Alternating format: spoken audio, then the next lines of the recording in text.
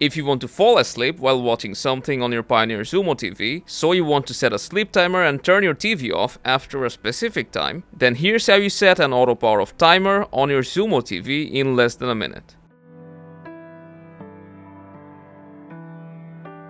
To set a sleep timer, first you'll need to open Settings.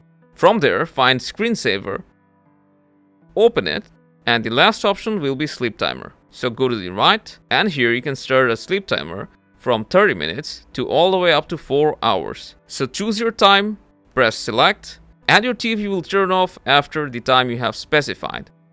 You can also use the microphone button and say Sleep Timer, and this will quickly bring you to the sleep timer settings. After you have enabled Sleep Timer, you can check the timer anytime you want by opening the settings panel.